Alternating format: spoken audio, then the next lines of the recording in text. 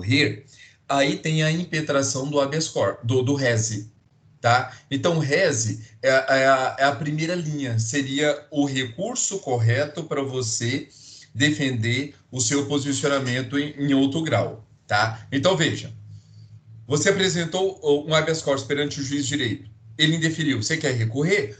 Apresenta o rese, recurso em sentido estrito para o tribunal, tá bom? Agora, olha que interessante. No Tribunal de Justiça, se você apresenta um habeas corpus perante o Tribunal de Justiça e o tribunal indefere, você quer recorrer para o STJ, por exemplo, você vai ter que apresentar não rese, porque o rese é só de decisão de juiz de primeiro grau. Aí você vai apresentar o recurso ordinário constitucional, tá? Do artigo 102, inciso 2, e o artigo 105, inciso 2, tá? Um para o STF e outro para o STJ, ok? Então, veja, nós estamos falando de recurso. Estamos falando de recurso. Então, a pessoa apresentou o HC perante o juiz. Foi indeferido? Ele quer recorrer? Reze para o tribunal. Chegou no tribunal. A pessoa, ou melhor, ele apresenta um novo HC no tribunal. Chegou no tribunal. Foi indeferido? Você quer recorrer? Recurso ordinário constitucional. Isso em termos de recurso. Mas veja, hoje, os tribunais superiores entendem que, se a pessoa apresentou um HC perante o juiz de direito, foi indeferido, ele pode apresentar o rese? Pode, mas o processamento do rese é demorado. Então, ele pode impetrar um novo HC no Tribunal de Justiça? Sem problema. Ele apresentou um HC no Tribunal de Justiça, perdeu. Recurso correto, recurso ordinário constitucional, tá? Só que ele quer mais celeridade. Ele pode apresentar um HC? Pode, tá? Antigamente não podia. Os tribunais superiores falavam com base no princípio da unirrecorribilidade, teria que apresentar o recurso aí correto, deveria ser o recurso ordinário constitucional. Mas hoje a maioria das turmas, tanto no STJ como no STF, entendem, ou melhor, entende, que neste caso, até mesmo olhando ali a situação do acusado, porque o habeas corpus ele é muito mais célere, tá? Então, ele pode impetrar um novo HC sim, não precisa apresentar o recurso que seria o próprio. Tanto é que tem um precedente do STJ em que o próprio ministro relator, a pessoa tinha apresentado exatamente o recurso ordinário constitucional de uma decisão originária de HC, tá? E aí o próprio ministro relator, ele aplicou no princípio da fungibilidade. Eu quero que vocês me lembrem, qual é o princípio que eu aplico quando a pessoa apresenta o recurso correto, mas tem um outro recurso melhor, ou um outro meio melhor? Eu quero que vocês me falem qual o nome desse princípio que nós estudamos antes da nossa prova, tá? Me fale aí, quem acertar, eu dou 100 pontos. 100 pontos para quem acertar. Então, veja, o ministro usou exatamente desse princípio e determinou o processamento, tá, do recurso ordinário constitucional e recebeu como se fosse habeas corpus. Por quê? Era melhor para o acusado. Era melhor para o acusado. E aí, pessoal, alguém já descobriu? Fugibilidade. Não, não é fungibilidade. Fungibilidade é quando erra. Instrumentalidade das formas? Oi? Também não. Também não. Princípio do interesse? Também não.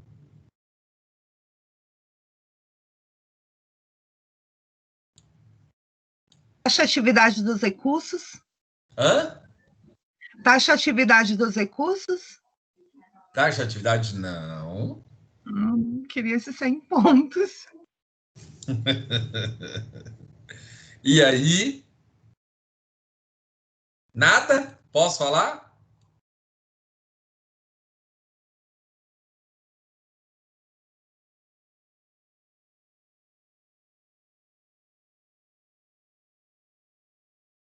É o princípio da incorrigibilidade, professor?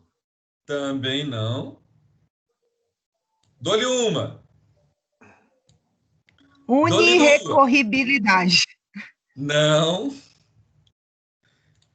E dou-lhe 3. Princípio da convolução. Princípio da convolução, pessoal. É quando a pessoa apresenta um recurso correto, mas o juiz, o tribunal, o ministro entende que um outro seja melhor. Ele pode fazer essa mudança? Pode. Tá? Princípio da convolução. Mas vamos lá, vamos voltar.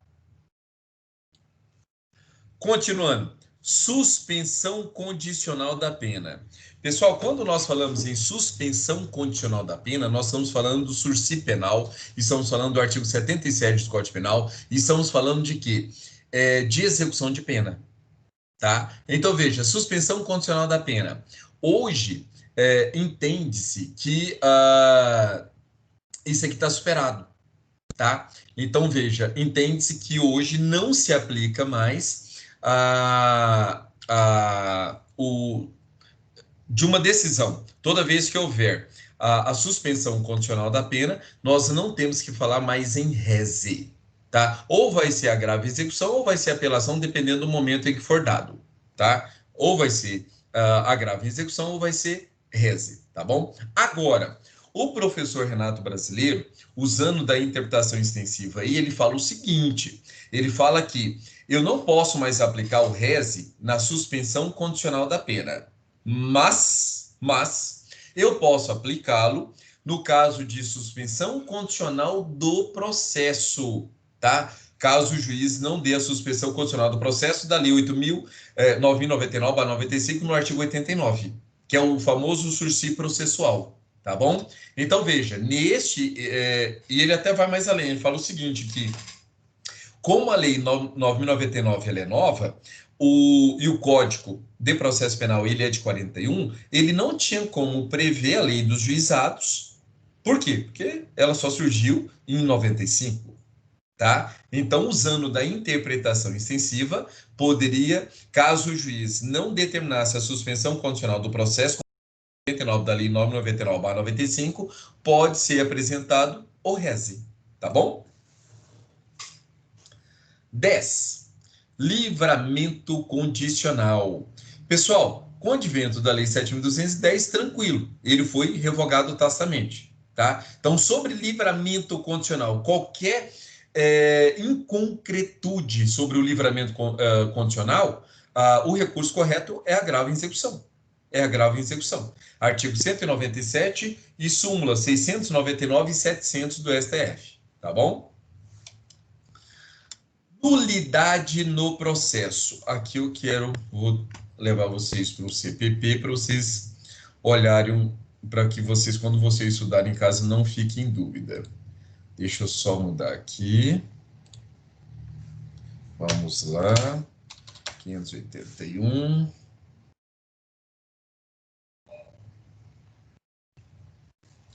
Aqui, pessoal.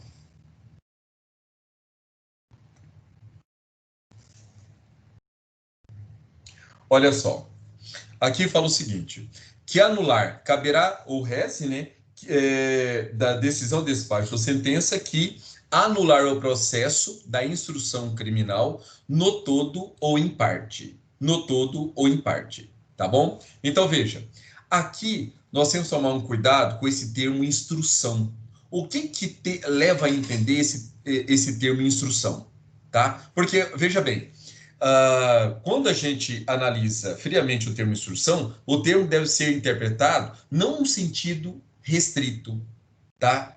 Ele deve ser interpretado em sentido que amplo, englobando o sentido de quê? De fase judicial, no sentido de fase judicial. Então veja, desde que tenha sido recebida inicial acusatória e que não haja ainda sentença, caso venha o juiz a invalidar todo o processo ou qualquer ato nele realizado, é possível que a aplicação do rese. É a aplicação do rese. Essa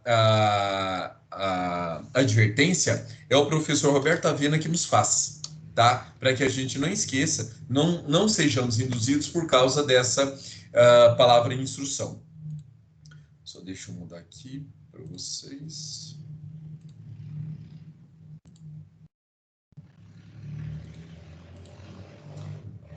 agora sim, voltando ao meu material. Pessoal, o professor Auri Lopes Júnior, ele fala o seguinte, olha, temos que tomar cuidado quando que será cabível o reze. Por quê? Se o juiz analisa um defeito processual, só que esse defeito é fácil de ser consertado, de ser sanado, tá? E sem decretação de nulidade. Então, se ele não precisa decretar nulidade, não temos que falar em reze, tá? Só podemos falar em reze a respeito daquele ato que não teve como ser salvo, e aí o juiz decreta nulidade, e a parte que não concordar com essa decretação de nulidade, aí sim pode apresentar o recurso em sentido estrito. Tá? Então, eu só apresento o recurso em sentido estrito quando acontecer essa situação, quando realmente o juiz decretar nulidade. Se ele viu um ato viciado, determinou que ele fosse repetido, e não decretou nulidade, não temos como falar em reze, em recurso em sentido estrito da decisão, tá bom?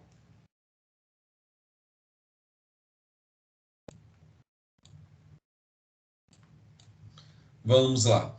Inclusão ou exclusão de jurado da lista geral. Pessoal, nós já falamos isso antes, vamos falar mais uma vez que essa é uma exceção, tá? Tanto é que quando nós entrarmos ali em procedimento, nós vamos falar exatamente dessa exceção, que é o reze a respeito da exclusão da lista geral de jurados. No artigo 425 do CPP, ele traz as regras ali, geralmente todo final de ano, os meses de outubro e novembro, ou seja, nós estamos exatamente no meio deste procedimento da lista geral, tá? Aquela urna geral de jurados para o ano seguinte, tá? Então, veja, o juiz ele tem até o dia 10, entre o 10 de outubro e no máximo até o dia 10 de novembro, para fazer a publicação dessa lista, tá? E qualquer pessoa do povo pode reclamar a respeito de um desses jurados, tá? E o juiz ele pode incluir ou excluir jurado dessa lista, tá? Quando esse juiz inclui ou exclui esse jurado, tanto o jurado que foi excluído, como a pessoas, cidadãos, tá? Pessoas que moram naquela comarca, que não concordam com a inclusão daquele jurado, tá? Tem que morar na comarca, podem ingressar com o quê? Em tese, com 2 recursos, em tese. O primeiro recurso é o reze, no prazo de 20 dias, tá? Por quê? Por causa da previsão legal. Só que, pessoal, aqui nós temos uma novidade.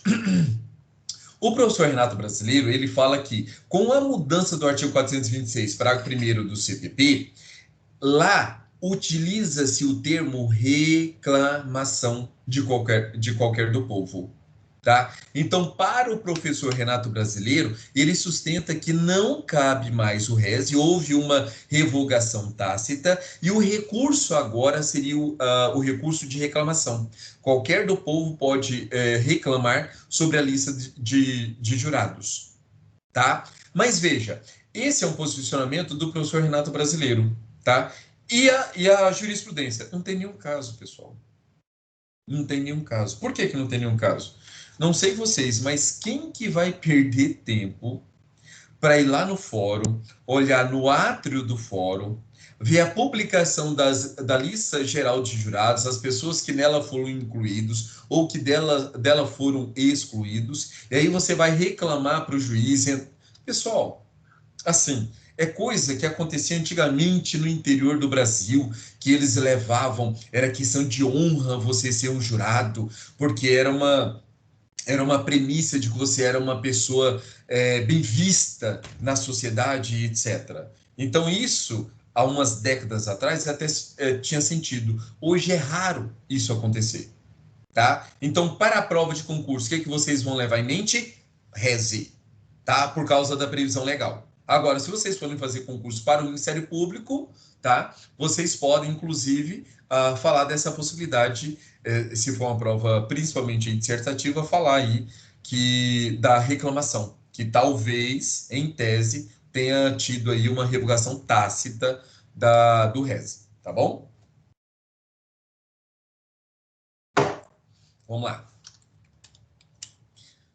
apelação denegada ou julgada deserta. Aqui nós temos duas situações. Duas situações.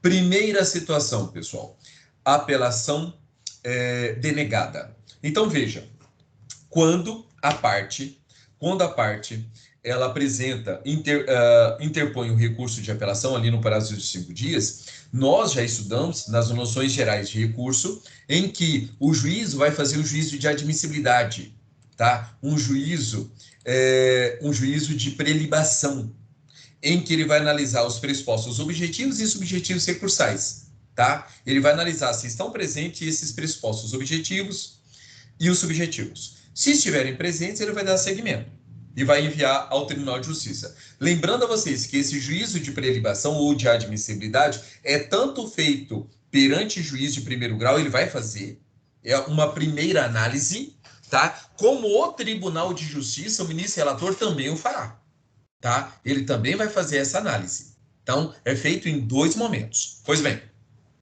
suponhamos que o juiz faz e entenda que falta algum pressuposto objetivo ou subjetivo, cabimento, taxatividade, tempestividade, alguma causa extintiva, e etc., ou legitimidade, ou sucumbência. Vamos supor que ele não receba, tá? Se o juiz não recebeu, ele denegou o recurso de apelo, aí você tem que, é uma fase, aí você pode apresentar o quê? Você pode apresentar o rese, tá?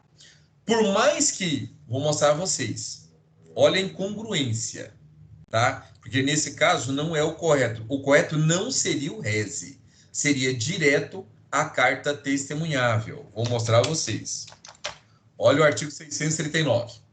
Dar-se a carta testemunhável, da decisão que denegar o recurso. Ou seja, qualquer recurso de primeiro grau em que for denegado o processamento deste recurso, cabe carta testemunhável, é o lógico. Só que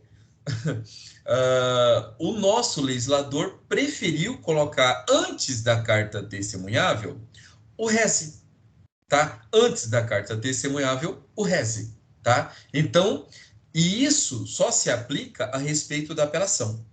Qualquer outro recurso que for denegado, caberá o quê? A carta testemunhável, tá? Caberá a carta testemunhável. Agora, se for a apelação que for denegada, primeiro caberá o rese.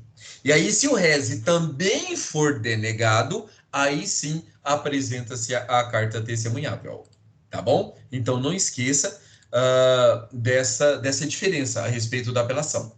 Apelação denegada, cabe rese. Rese denegado, cabe carta testemunhável, tá? Embargos de declaração denegado, cabe carta testemunhável já direto. Já cabe carta testemunhável direto. Se for o próprio rese que foi denegado, cabe também a carta testemunhável, tá bom? Pois bem. Agora, interessante, pessoal, é apelação julgada deserta. O único caso em que ainda é considerado deserto, tá? Essa apelação é o quê? É quando, nas ações penais privadas, personalíssimas, tá? De iniciativa privada, né, ou exclusivamente privadas também, de acordo com o artigo 806 aí, parágrafo 2º do CPP, em que a pessoa não seja considerada pobre. Então, muito importante essa informação, que não seja considerada pobre. Por quê? A pessoa pode ingressar, ela pode ser o titular ali da ação penal, né? Nesses casos, nessas exceções previstas ali no Código Penal, e ela pode ingressar e no próprio corpo da queixa-crime ela pedir a assistência judiciária, tá? Ela pedir os benefícios da gratuidade da justiça, porque não tem condições de pagar as despesas processuais, tá? Então, isso é possível, tá? Então, neste caso, se ela for julgar deserta, sendo que a pessoa tem condições de pagar e não pagou, cabe o rese e aí vai ser discutido perante o Tribunal de Justiça, tá bom? Próximo. Ordenada a suspensão do processo por questão prejudicial. Pessoal, o que é questão prejudicial? Questão prejudicial eu tenho lá no artigo 92 e 93 do Código de Processo Penal, tá? O que é essa questão prejudicial? Tem questão prejudicial relacionado a ao estado da pessoa, casamento, filiação e etc. E tem, que essa é uma questão prejudicial obrigatória, e tem a questão prejudicial facultativa, tá? Qualquer outra situação que não seja sobre o estado das pessoas, ok? Pois bem, imagine vocês o seguinte, imagine o caso de crime de furto, em que um dos cônjuges subtraiu o dinheiro do outro, tá? Pessoal, nesse caso, nós sabemos que tem a súmula, salvo engano, 589 do SJ, que proíbe a aplicação do princípio da insignificância quando a vítima for mulher, tá? Mas não tem proibição quando a vítima for homem, tá? Então, a mulher que subtraiu o dinheiro do homem não tem problema. Mas eu não quero nem trabalhar com vocês sobre isso, eu quero trabalhar com vocês o seguinte, artigo 181, tá? Que é a escusa absolutória, que é a dirimente penal do artigo 581. Ou seja, as pessoas, durante a constância do casamento, que cometerem crime sem violência ou grave ameaça à pessoa, e desde que a pessoa não seja maior de 60 anos de idade, vai estar isento da pena, tá? Ela não comete crime, ok? Então, imagine vocês uma situação dessa, em que a pessoa não é casada, ou foi casado, ou está discutindo o momento em que foi feito esse crime, no momento do casamento. Então, assim, essa é uma questão prejudicial que pode ser levantada durante o trâmite do processo penal. Para quê? Para que o acusado seja absolvido, ou a acusada seja absolvida, tá? Porque se for provado que foi feito isso no momento, o momento do furto foi quando ainda estava na constância da sociedade conjugal, ou uma relação íntima, ou uma relação ali duradoura, no caso de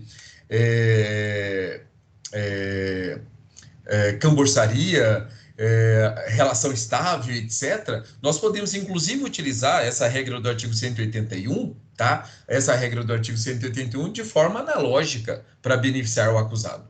Então, isso é questão prejudicial, tá? Então, o que o artigo 581 fala? Se for ordenada a suspensão do processo por questão prejudicial.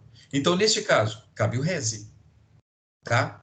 Então, cabe o rese, se for ordenada essa suspensão do processo por questão prejudicial, tá? Lembrando a vocês, questão prejudicial obrigatória e tem questão prejudicial facultativa. Questão prejudicial facultativa, qual seria o caso?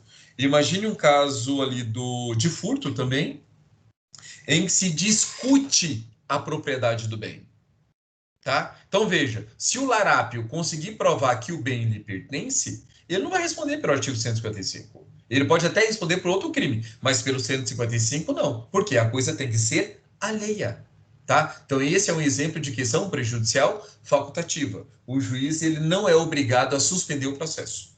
Ele suspende se quiser, tá? Mas suspender, a outra parte não concordando, reze, tá? E aqui eu trouxe para vocês o entendimento do STJ, em que ele fixou o seguinte: é cabível reze para decisões que suspenderem o processo ou mesmo que indeferirem a produção antecipada de provas, previsto lá no artigo 366, tá? Então, essa é uma interpretação extensiva também que o STJ está fazendo, tá? Ou seja, o que está no artigo 581 é a suspensão do processo por questão prejudicial.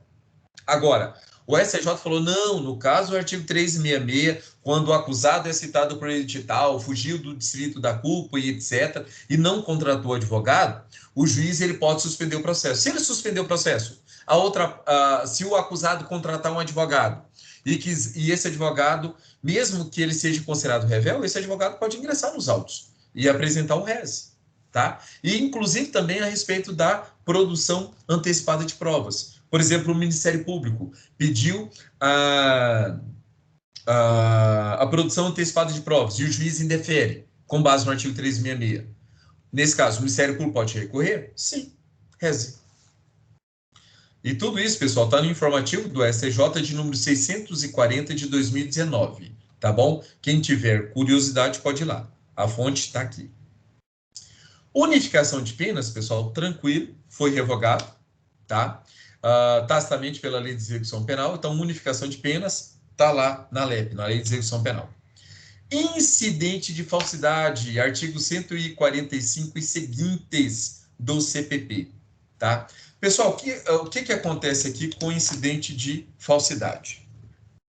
Olha só, o incidente de falsidade, ele é previsto no artigo 145 e seguintes, tá? E o que acontece? O juiz vai analisar. A pessoa alegou que determinado documento ele é falso, tá? E o juiz vai analisar se existe falsidade material, se existe falsidade teológica naquele documento, tá? Então, veja, se ele julga improcedente esse incidente, o documento vai ser mantido dentro do processo, ou seja, ele considerou o documento original e o processo segue normalmente. Agora, se ele julga procedente esse incidente de falsidade, tá?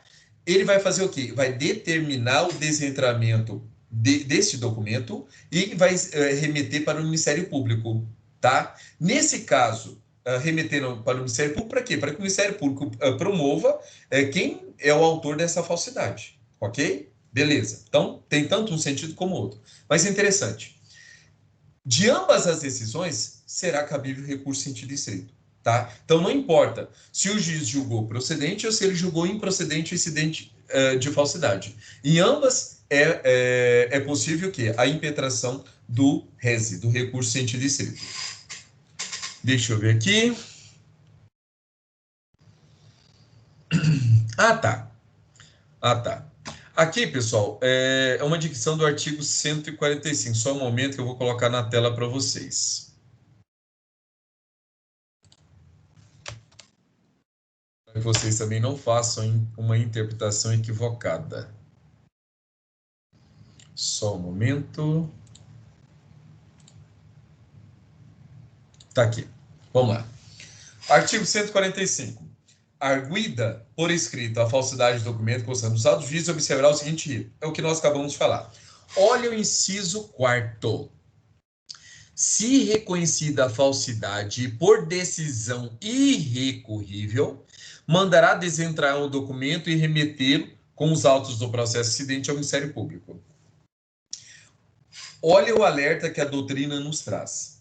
Quando a gente lê esse inciso, a gente acha que da decisão exarada na falsidade, ela é irrecorrível, não cabe nenhum recurso. Mas o que esse inciso está falando, ele foi muito mal redigido, o que ele está falando é o seguinte, da decisão da falsidade documental, quando não couber mais recurso, tá? Ou seja, o juiz deu uma decisão, tá? Não deu uma decisão. Se as partes não recorreram, aí ele vai mandar desentranhar o documento e remetê-lo ao Ministério Público. É isso. Ou seja, tem que haver esse trânsito em julgado. Tem que haver essa preclusão, tá? Então, não leiam errado o artigo 145, inciso 4º, no sentido de que não cabe recurso. Cabe recurso sim, é o RESE, tá? Aqui, quando ele fala dessa decisão irrecorrível, é o quê? Depois que a decisão se tornar irrecorrível, se tornar preclusa, aí sim o juiz vai remeter isso para o Ministério Público, tá bom? Ok. Continuando. Oi, pode falar. E como explicar novamente aí essa parte aí que o senhor estava falando? Inácio, fala só um pouquinho mais alto, por favor. Essa parte aí que o senhor acabou de falar aí sobre sem recorrível aí do processo aí que o juiz mandará para o Ministério Público, dá para o senhor dar uma explicada aí que eu não entendi bem? É assim, Inácio, o incidente de falsidade documental é quando uma das partes alega que o documento apresentado pela outra parte é falso, tá? Então, veja, o incidente de falsidade, ele começa ali no artigo 145 e seguintes, tá? E ele vai até o artigo 148. Pois bem, o que acontece com esse exame de insanidade? Desculpe, esse exame de falsidade documental.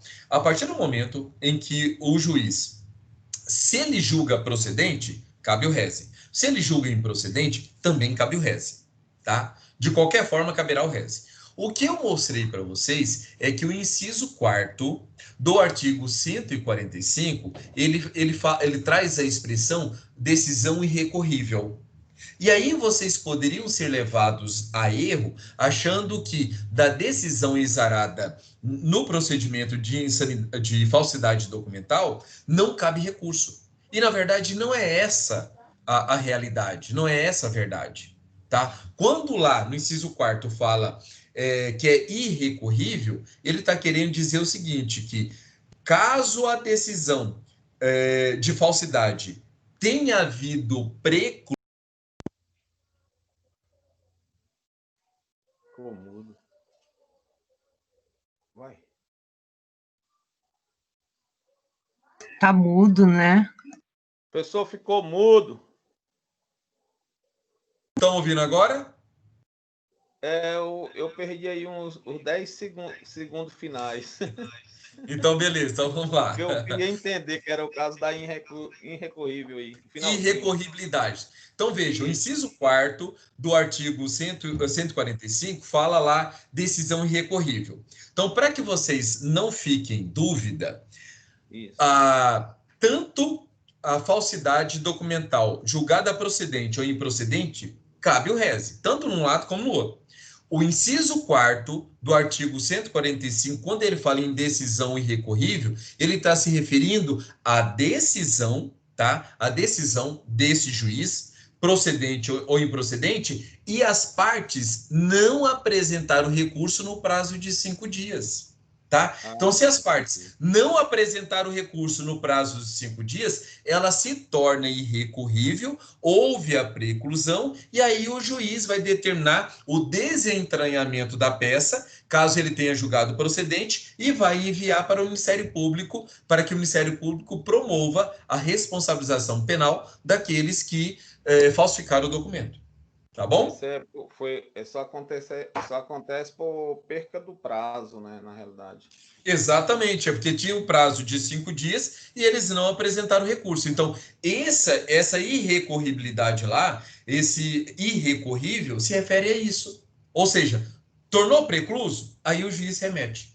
Então, entendi. Não é que quer dizer que não cabe recurso. Cabe recurso sim, e é o rese. Entendi. Então, beleza. Então, vamos lá.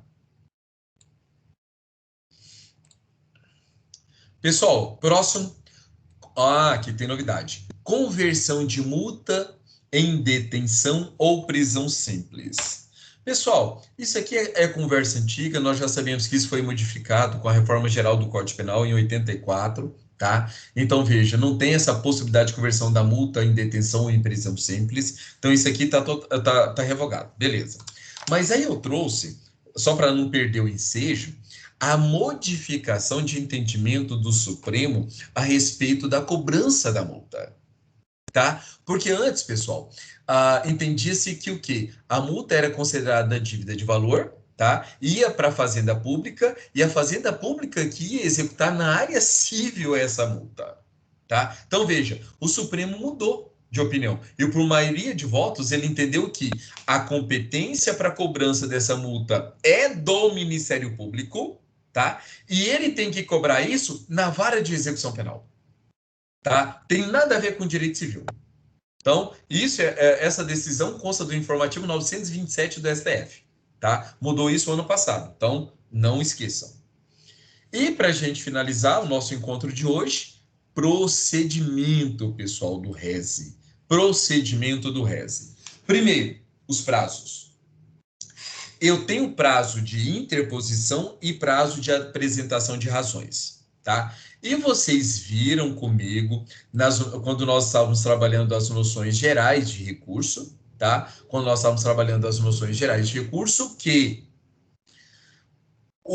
a tempestividade, aquele requisito objetivo, ele é aferido com a interposição, não com as razões. Então, a interposição é um prazo próprio. Se eu desrespeitar, haverá preclusão. Já as razões é um prazo impróprio. Se houver o desrespeito dessas razões, a pessoa não vai perder o recurso. Não vai perder o recurso, tá? Então, lembre das noções gerais sobre recurso que nós estudamos no finalzinho do primeiro bimestre, tá bom? Então, vamos lá. Pessoal, então prazo. Qual é o prazo do rese? eu tenho o prazo de interposição e tenho o prazo de razões. O prazo de interposição é esse que é o requisito objetivo, temporal, tá? E é esse que pode levar à preclusão, e é esse que vai fazer com que o recurso não seja conhecido, tá? O prazo dele é de 5 dias, tá? Esse prazo de 5 dias é dias corridos. Não confundam com direito civil. Não confundam com direito processual civil, que lá são dias úteis. No processo penal, artigo 798 e parágrafos, e mais as súmulas 310, 710, tudo do STF. Tá? Então, veja, prazos contínuos, perentórios, inclui sábado, inclui domingo, ok? Só não pode ser o início nem o final, ok? Pois bem, essa interposição ela pode ser feita de duas formas, por petição ou por termo nos autos. Na verdade, eu falo que pode ser feito de 3 formas. É o professor, deixa eu me lembrar, é o professor Mirabete que traz essa situação, tá? Foi o primeiro a falar dessa situação. 3 formas. Primeira forma, petição, que é o normal, é o que os senhores vão fazer, tá? Vocês vão fazer 2 peças. Vocês vão fazer uma peça de interposição e uma peça de razões recursais. A peça de interposição é uma peça bem simples. Excelentíssimo senhor doutor juiz de direito da primeira vara criminal de Águas Claras, Distrito Federal, tá? Circunscrição judiciária do Distrito Federal. Circunscrição judiciária de Águas Claras, Distrito Federal. Você vai colocar lá o processo, vai colocar o nome das partes, você já vai... a qualificação do seu cliente, você já vai falar que ele já é qualificado, fulano de tal já com qualificação nos autos, porque já está no final do processo, tá? A não ser que seja ali no iniciozinho, recebimento da denúncia ou queixa, aí você vai ter que fazer a qualificação do seu cliente, tá?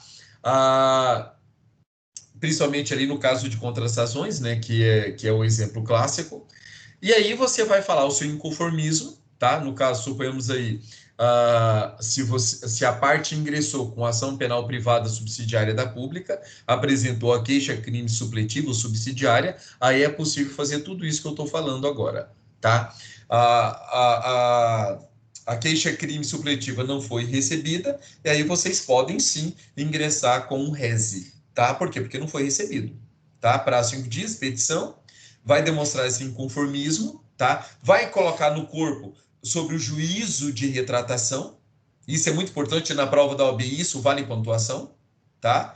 E aí depois você vai colocar a data, a hora, local e vai finalizar com advogado pontim-pontim ou OAB pontim-pontim, tá? A peça de interposição ela é muito simples.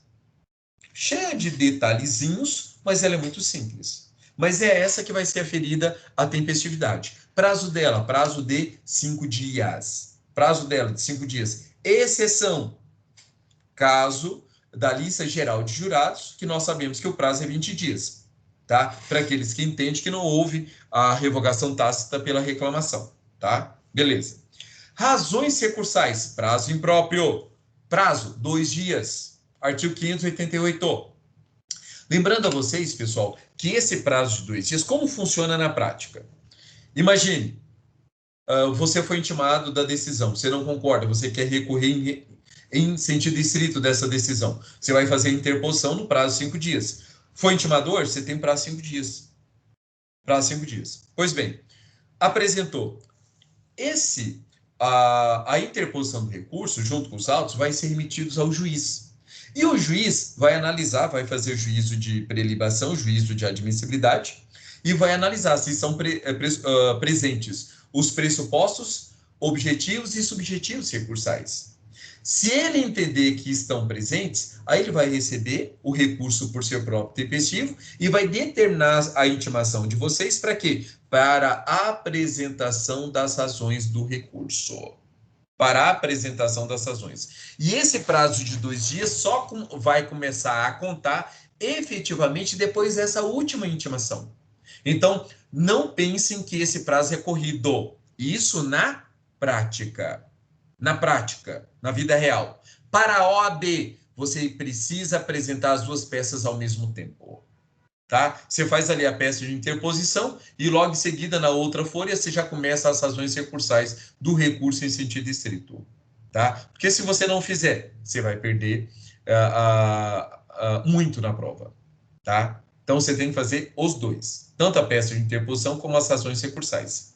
E as contras-razões? Pessoal, contras-razões de recurso é a outra parte que não recorreu, que concordou com a sentença, com a decisão, com o despacho, e quer que ela seja mantida. Então, neste caso, o juiz também intima a outra parte para quê?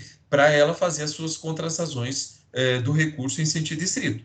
Prazo, também o mesmo, 2 dias, tá? Artigo 588, tá?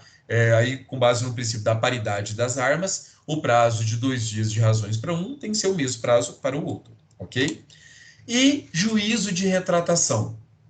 Pessoal, o juízo de retratação, ele é próprio do recurso em sentido estrito, do rese, do agravo em execução, ele é próprio também dos embargos de declaração, tá? Então, lembre que o juízo de retratação, ele é próprio desses recursos. Apelação, tem juízo de retratação? Não, não tem.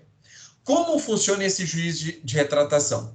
O artigo 589, ele nos ensina que, com as contras-razões, o processo vai para o juiz, aí o juiz, ele pode voltar atrás, ele pode desdizer-se, tá? Juízo de retratação é isso.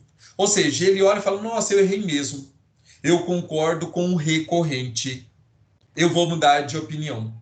E suponhamos que o juiz mude. Se ele mudar, aí veja, a outra parte que tinha concordado, agora ele perdeu. Por quê? Porque houve a modificação. Aí, nesse caso, ele tem que apresentar um outro recurso em sentido estrito, com interposição, com razões, com contra-razões pela outra parte? Não. Neste caso, se a outra parte não concordar, por simples manifestação nos autos, ele fala, não concordo com o juízo de retratação de Vossa Excelência, razão pela qual interponho o recurso em sentido estrito e requeiro o devido processamento. É o suficiente. É o suficiente, tá? Porque não precisa apresentar novas razões, novas contras-razões, porque já foi tudo apresentado, tá? Mas lembre-se do juízo de retratação, que é próprio. Se você não colocar isso na prova da OAB, você vai perder uma pontuação bem grande. Pessoal, processamento, tá? Do rese. O recurso em sentido estrito admite 2 tipos de processamento, nos próprios autos ou em apartados, tá? Nos próprios autos ou em apartados. Lembrando a vocês que nós estamos falando isso muito de processo físico. A tendência a curto espaço de tempo é que não exista mais nenhum processo físico, tá? Então, poderá ter nos próprios autos ou em autos apartados? Poderá até ainda ter, por causa da continuidade do processo. Mas tudo vai ser o quê? Digital. Vai ser tudo ali atrelado, tá? Vamos lá. Hoje, como funciona? Processamento do recurso em sentido estrito nos próprios autos. Eu trouxe aqui para vocês os casos em que, por definição legal, ainda admite-se o processamento do recurso em sentido estrito nos próprios autos, tá? E aqui embaixo eu trouxe a vocês os casos de autos apartados, tá? O caso de autos apartados. Não se preocupem, tá? Eu acho que foi até o Augusto que me pediu. Assim que terminar a aula, eu vou enviar esse material para vocês no WhatsApp, tá bom? Pode ficar tranquilos. Pessoal, então veja, nas hipóteses em que o recurso for processado via instrumento, tá? Ou seja, em autos apartados, é necessário o quê? Que a parte, que o recorrente indique para o chefe de secretaria, para o escrivão, as peças do processo que deverão ser trasladadas, tá? Para que se forme esse auto apartado. Tudo isso em conformidade com o artigo 587 do CPP, tá? Então, não esqueçam disso. Se os autos forem apartados, ou seja, vai ser formado outro volume, aí é necessário que a parte indique quais são as peças do processo que sejam trasladadas, xerocopiadas e sejam colocadas nesse outro, tá bom? Julgamento do rese. Pessoal, depende. Nós sabemos que o rese é próprio do juiz de primeiro grau. Mas no primeiro grau nós temos a justiça comum estadual e temos também a justiça comum federal, tá? Então nós temos a justiça comum estadual e a justiça comum federal. Pois bem, na justiça comum estadual, o RESE vai ser julgado por quem? Pelos tribunais de justiça. Pelos tribunais de justiça. E nos tribunais de justiça, julgam-se as câmaras criminais. Tá? Agora, se for na Justiça Federal, aí nós temos o quê? Nos tribunais regionais federais, aí serão também câmaras nos tribunais regionais federais. Tá? Detalhe, quando nós formos estudar os tribunais superiores, e até os próprios tribunais regionais, os tribunais regionais federais e os tribunais de justiça, pessoal, difere um para o outro os regimentos internos, tá? Então, é muito importante que vocês lembram de estudar esses regimentos, tá? Principalmente naquele que vocês tiverem mais atuação, porque sempre tem um detalhezinho ali que é muito importante que você acaba ganhando a causa, ok? E olha que situação interessante. Então, veja que vai ser julgado pelas câmaras criminais, né? Ou as turmas nos tribunais regionais federais. Agora, olha só, a respeito do nome, da exclusão do jurado naquela lista geral que está acontecendo agora, o julgamento, pessoal, não se dá por câmara, não se dá por turma. O julgamento se dá pelo desembargador presidente, tá? Essa é a previsão do artigo 582, é uma exceção. Lembre, exceção cai demais em prova de concurso, tá? Cai demais em prova de concurso. E, por último, os efeitos do recurso em sentido estrito. Pessoal, nós temos aqui 4 efeitos. Nós temos o devolutivo, tá? Como regra, toda vez, em qualquer caso, tá? Ele sempre será devolutivo, ou seja, devolve o conhecimento da decisão impugnada para a instância superior, tá? Outro efeito que sempre haverá é o efeito regressivo, diferido ou iterativo, que é o juízo de retratação, pessoal. É a possibilidade do juiz voltar atrás. Tá? Então, ele sempre terá, todo RESE sempre terá esse efeito regressivo. Então, quais são os efeitos que todo e qualquer RESE terão?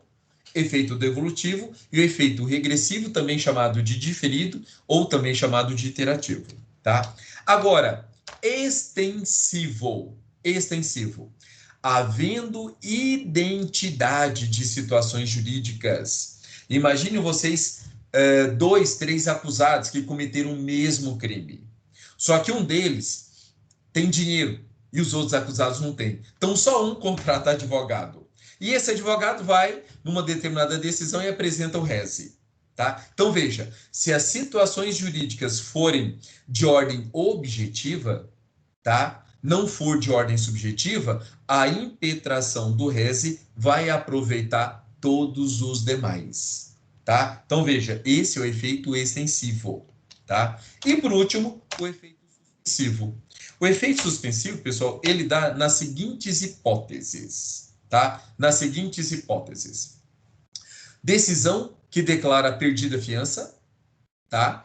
Decisão que denegar ou julgar deserta a apelação, decisão que julgar quebrada a fiança, suspendendo tão somente o efeito de perda de metade do valor, como nós já falamos, e a decisão que pronunciar o acusado, suspendendo o julgamento pelo tribunal do júri, tá? Então, esses 4 são as situações excepcionais elencadas, tá? No CPP, em que o RESE terá efeito suspensivo. Ok? Certinho? Ok, professor. Tranquilos? Até aqui, sim. Totalmente Que ótimo. Professor, excelente, professor. Você precisa um peso da sua mente aí, gravou isso na cabeça, viu? Esse, Josmar. É muitos anos de prática, viu? Pessoal, Há muitos anos de Eu estou prática. enviando para. Olha só, acabei de enviar para vocês, tanto para o sexto como para o oitavo, esse resumo que eu fiz, tá? Já está no WhatsApp de vocês. Professor, Oi. essa aula está gravada, você vai postar ela no YouTube ou no AVA? Vou postar no YouTube. No Ava tá complicado, mas vou ver se eu posto no YouTube. Na verdade, pessoal, essa semana eu tentei, mas ainda tem vários alunos com problemas. A verdade, eu queria abrir o link do Teams direto no Ava, tá? Porque aí lá a gravação é automática, vocês assistem na hora que vocês quiserem e etc. Mas ainda a gente está com problema. Por isso que hoje a gente ainda fez no meu sistema, tá? E outra coisa, pessoal. Oi, pode falar. Licença para colocar aqui uma posição. O AVA, ele sempre dá problema, professor. Independente do aluno estar ou não cadastrado, por exemplo, hoje é quarta-feira, o meu AVA abriu hoje. Ele passou de quinta hoje fora do ar. Mas, assim, o engraçado é que o financeiro não fica 2 minutos fora do ar. Não fica. Aí, na hora de avaliar o AVA, na hora que a gente vai avaliar o AVA, eles acham ruim que a gente só dá nota para o professor. Porque, de verdade, professor, vocês que carregam essa faculdade nas costas. A Croto não está lixando para a gente. Se não fosse você da equipe de coordenação e professor, a gente estava enrolado. Então, Gisele, foi muito bom você tocar nesse assunto. Pessoal, o avaliar, muitos alunos acham que é uma perda de tempo, mas na verdade não é. Porque, igual o Gisele colocou, o avaliar, ele é um termômetro. Então, se vocês, por exemplo, se você for fazer o avaliar e falar assim, não, vou dar 10 para todo mundo, mas se você está descontente com alguns pontos, a instituição nunca vai melhorar. Agora, se você simplesmente dá nota ruim para todo mundo, aí a instituição, num caso desse, também olha com certo ressalva. Por quê? Será que tudo está ruim? Então, assim, por isso que a gente pede para vocês, para que vocês sejam os mais justos possíveis. O que vocês acham que está bom, dê uma nota boa. O que vocês acham que está ruim, dê uma nota ruim. Por quê? Com base no avaliar que a gente consegue mudar a faculdade. E assim, eu já estou na faculdade há muito tempo, eu entrei aqui em 2012. E eu falo para vocês, ela já mudou muito. Tem muita coisa para mudar? Tem. Mas é com a ajuda de vocês que a gente vai conseguir forçar a instituição como um todo a implementar essas modificações, tá? Então, peço a vocês que façam avaliar. Só deixa eu ver, vocês já fizeram, a maioria que já fez o avaliar ou não? Eu já fiz. O professor, até o curso ainda de não, direito, professor. Eu já fiz, não. Ainda não, professor. Pessoal, vamos fazer o seguinte. Professor, a Lívia tem brigado muito em relação ao avaliar e ao desafio nota máxima, que o curso de direito está lá embaixo. E é vergonhoso isso. Então, eu vou ajudar vocês a ter um pique a mais para fazer o avaliar, tá? Pessoal, eu tinha programado de passar a vocês 5 trabalhos, tá? 5 não, acho que não, 6 trabalhos. Eu tinha programado passar 6 trabalhos a respeito da nota de trabalhos de vocês. Eu vou fazer o seguinte, eu vou tirar um trabalho, tá? E a nota de um trabalho eu vou bonificar aqueles que me apresentarem a prova de que já fez o avaliar. Professor, isso é muito bom, mas e quanto aos que já fizeram, se não conseguirem essa prova? Porque não tem como mais printar mais nada. Exato. Eu não sei se você, por exemplo, colocar lá para fazer o avaliar, se sai a mensagem que você já fez. Não sei se sai isso. Porque para mim faz. Se não fizer, pessoal, passe para mim inbox, tá? Passe para mim no privado, melhor dizendo, passe para mim no privado, que eu vou colocando o nome de vocês, porque aqueles que já fizeram e não conseguir provar, eu pego e entro em contato com a professora Lívia e a gente olha. Aí, confirmando, eu lanço a pontuação para vocês. Ok, professor. Comunicar o pessoal. 5 dias. Aí eu não tenho como entrar lá para provar isso para você. Como é que eu faço? Eu já fiz. Então, conversa com o Flávio aí para ele te ajudar. para ver como vocês vão fazer para conseguir essa prova, ou passar o nome para mim para eu procurar, tá? Junto com o DCA, ou com a professora Lívia, só para confirmar que vocês fizeram para eu fazer o lançamento. Logo no dia que a doutora Lívia pediu para todo mundo fazer, eu já tinha feito antes. Oh, que ótimo, que ótimo, que ótimo. Porque eu trabalhando no meu trabalho, fazendo essa atividade. Obrigado. Ótimo. Deixa eu falar um pouquinho. Esse negócio de não entrar no AVA é problema da internet. O pessoal tem uma internet ruim, aí tem que uma internet boa, porque não dá problema no AVA. Eu, que estava ruim, eu peguei, pus uma internet de 35 megas, tem problema nenhum. Nem se colocar Seu um José, mapa, não é internet. Vira e mexe, ele sai fora do ar mesmo. Então, nem sempre é problema na conexão da internet. Pois é, mas como é que ela vai ficar boa para mim e não vai ficar boa para os outros? Eu não entendo isso aí. Tá, é porque ela gosta mais do senhor, seu José. Ela está de saco cheio da gente, ela gosta mais do senhor.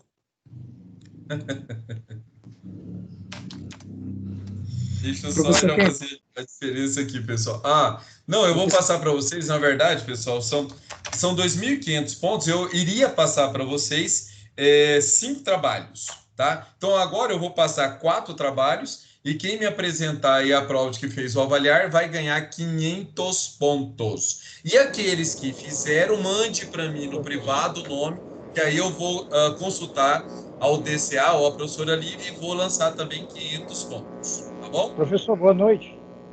Boa noite. Eu já fiz o AVA, mas aí o avaliar. Aí, só como eu também faço outro curso, aí quando eu vou abrir lá o AVA lá do outro curso, está pedindo avaliar novamente.